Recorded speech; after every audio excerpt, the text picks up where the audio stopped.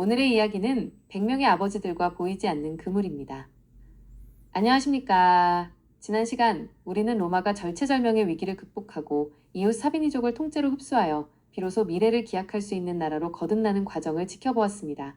이제 로마는 더 이상 소수의 도망자들이 모인 작은 정착촌이 아니었습니다. 다양한 배경을 가진 사람들이 한데 섞여 살아가는 제법 규모를 갖춘 도시국가가 되었죠.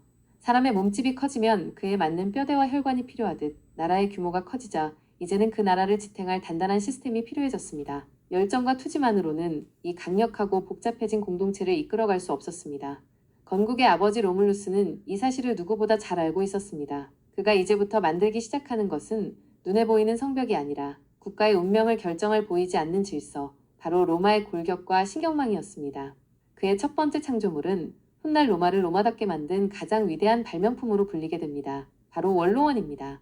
로물루스는 왕이라 할지라도 모든 지혜와 권력을 독점해서는 안 된다는 것을 깨달았습니다. 진정한 힘은 나눌 때 더 강해지는 법이니까요. 그는 로마와 사비니를 아울러 가문과 혈통을 따지지 않고 오직 그 사람의 연륜과 지혜, 그리고 모든 이에게 존경받는 인품만을 기준으로 100명의 남자를 손수선발합니다. 로마인들은 이들을 아버지들이라는 의미의 파트레스라 불렀습니다. 이 아버지들의 모임이 바로 원로원이었고 그들의 가문은 로마 최초의 귀족 계급 파트리키가 됩니다. 원로원은 왕에게 국가에 나아갈 길을 조언하고 중요한 법률을 논의하는 로마 최고의 브레인 집단이었습니다. 로물루스는 이 100명의 아버지들에게 권위라는 옷을 입혀주었고 그들의 지혜를 국가 운영의 가장 튼튼한 기둥으로 삼았습니다. 그리고 나머지 모든 시민들은 플레브스, 즉 평민이 되었습니다. 자, 이제 로마는 귀족과 평민이라는 두 개의 계급으로 나뉘었습니다. 언뜻 보기에는 불공평한 신분제처럼 보일 수 있습니다. 그리고 실제로 이 구분은 훗날 로마의 기나긴 갈등의 역사를 가져오기도 합니다. 하지만 로물루스는 여기에 누구도 생각지 못한 아주 절묘한 장치를 하나 더 만들어둡니다. 바로 오늘의 제목에 등장하는 두 번째 키워드, 보이지 않는 그물입니다. 이것을 클리엔테스 제도라고 부릅니다. 이것은 법으로 정해진 계약이 아니라 인간의 마음과 마음을 잇는 약속이었습니다. 힘있고 부유한 귀족은 보호자인 파트로누스가 됩니다. 그리고 가난하거나 힘없는 평민은 그의 보호를 받는 부하, 인클리엔테스가 되는 것이죠.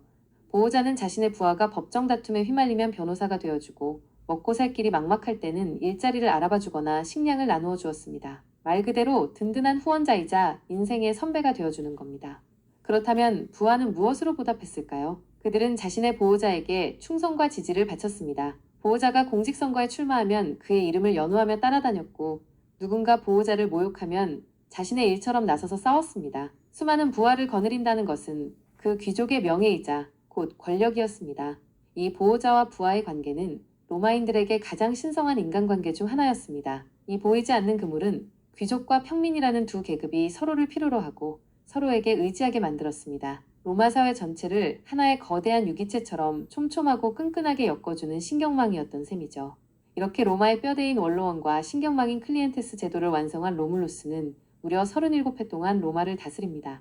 그리고 그의 마지막 역시 시작만큼이나 신화적이었습니다. 어느 날 그가 군대를 사열하기 위해 연단에 섰을 때 갑자기 하늘이 어두워지며 거대한 폭풍우가 몰아쳤습니다. 천둥과 번개가 내리치고 짙은 안개가 왕의 모습을 완전히 감싸버렸습니다. 잠시 후 폭풍이 거치고 하늘이 다시 맑게 개었을 때 왕의 옥좌는 텅 비어 있었습니다. 로물루스가 사라진 것입니다. 사람들은 그의 아버지인 전쟁의 신 마르스가 아들의 임무가 끝났음을 알고 하늘로 데려간 것이라 믿었습니다. 그리고 그를 퀴리누스라는 새로운 이름의 수호신으로 모시며 숭배하기 시작했습니다. 전쟁과 창조의 신, 로물루스가 떠난 자리, 로마는 이제 피와 땀으로 이룬 성공을 지킬 완전히 다른 종류의 지혜를 필요로 하게 됩니다. 칼이 아닌 법으로, 함성이 아닌 기도로 나라를 다스릴 인물.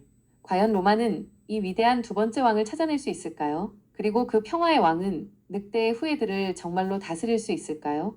로마의 다음 장은 그 누구도 예상치 못했던 인물이 열게 됩니다.